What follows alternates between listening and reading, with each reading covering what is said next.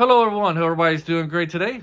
Appreciate those of you watching this video. I hope you enjoy it. And yeah, I hope this video does find you in high spirits, and I hope you had a great weekend. My weekend was alright. Did some little cleaning, getting ready for the spring cleaning, Still February. So, spring's right around the corner. So you gotta get that pre-spring cleaning going on. Anyways, enough about that stuff. Let's talk about Million Yen Women. The show is about an author. He's struggling mightily, and out of the blue, for some unknown reason, he has 5 women show up at his door at separate times, of course, and they each have like a contract where they'll pay him 1,000,000 yen a month to live at his house on the condition that he'll like serve them. So he has to cook, clean. It's kind of like their servant there a little bit, even though they're living in his house. I guess you could say he's like a hotel. Let's just keep it optimistic here. And each of these women, they all have their different backgrounds, which the show covers really well. You got this actress.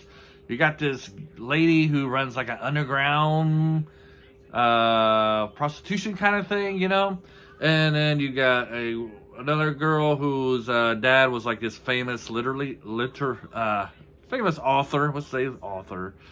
I can't say that word. I don't know. Else, I do have a problem. Else, and you have another woman whose husband's had a rich husband. He died. So she inherited all this money. And then another woman, she won the lottery. And I would wish I could win the lottery. I would. I don't know what I would do if I won the lottery. Probably help the needy. That's why I'm going to be a good person to help the needy. I'm going to give it all away to charity. Anyways, so these women are living in his house, and then this is where the show kind of turns into a mystery. You're trying to figure out why these women are living with him, who sent them the letter to come and do this contract with him, because nobody knows, and like why these women even agree. All this stuff is discovered into the show, so you get to learn all this stuff. So it's a very great mystery. You got all these little details and clues leading to who's behind this whole arrangement type of thing. And then you got murder as people are starting to murder these women who's living with him, and why are they killing off these girls living with them, and who's doing it. So you do got this great old mystery, and you got this author. At the same time, he's struggling. He's trying to get his next book out, and basically this next story is a deal breaker. If it doesn't sell well, his publishing company is going to drop him off, And so he has this whole thing about, the confidence. Is he really a good author? Is it really worth doing if you're not selling any books? So you do got that part of this. You got the kind of like the competition between him and this other famous author who really sells a lot of books. He's kind of like they kind of make a comparison, like this author who sells a lot of books. His books don't have any, his stories don't have any substance. While our author here, the one who's struggling, he's not selling a lot of books, but he has a lot of substance in his stories and such like that. And the problem is maybe people just don't understand where he's coming from. And, a lot of it is kind of like the luck, to become a famous author. Is it kind of what luck plays in this? I'm going to bring up Stephen King here because a while back, he published his 5 books when he went under a different name. Just go off the top of my head here, so I didn't write down any notes. But, he wrote these 5 books under a different name, and he was wanting to know. He states that he didn't really know what he was doing, but part of him wanted to know if him becoming a famous author, or if it was just luck of the draw, or if it's something to do with talent. So he started writing these stories underneath another name. Unfortunately, somebody discovered that he was actually the author of these other books, so it kind of ruined his experiment. So we kind of got this element going on in this story.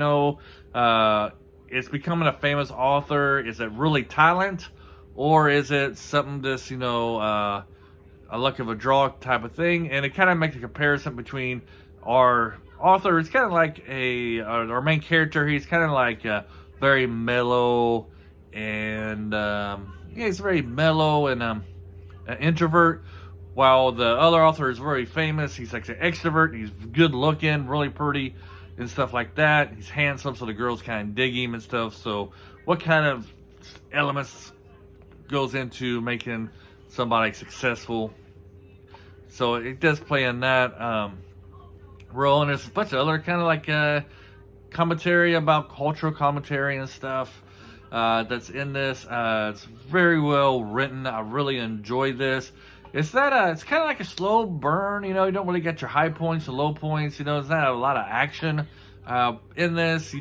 There are some. You know, somebody just get ran over by a car, such like that, and you get a big fire blaze. You know, somebody gets burned alive. Not gonna say who, but people get burned alive and stuff. But if you're down for a good mystery, like what's going on, why is people doing this, why these women living with him, why are they getting killed off, and stuff like that. You like it? It does have a little bit of a romance. You know, he does have like some relationships with a couple of these women. The final episode, it does kind of make sense on who he ends up with.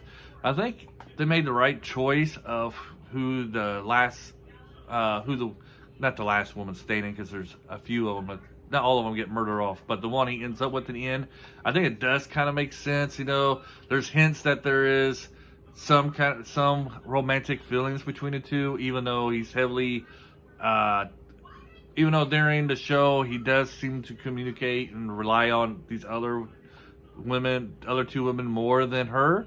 But you could kind of tell there is something there with them, you know.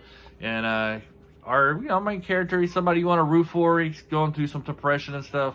So I think I'm gonna highly recommend this one. I think this is a Japanese show, and if you want to get introduced into like Japanese cinema shows, you know, other than Godzilla. There's other good Japanese stuff out there, but you know, everybody knows Godzilla. This is something to dip your toe in. This is on Netflix. I think you'll enjoy it. There are some like mature themes in here. He does visit a brothel, but there's no nudity. There is a woman in his house who doesn't like to wear clothes, but you know she's not wearing anything, but they don't show it. Okay, there's like you don't show like frontal nudity or anything like that. This is how they shoot each scene that she's in. You know, she's properly covered. Think of Austin Powers, showing my age here. Elizabeth Hurley scene, you know, how, you know, he holds up the melons at the right time and stuff like that. That kind of stuff, but it's not done in a comedic way. Hope you enjoy this one. Have a great day, and you'll see me on the next video. Bye.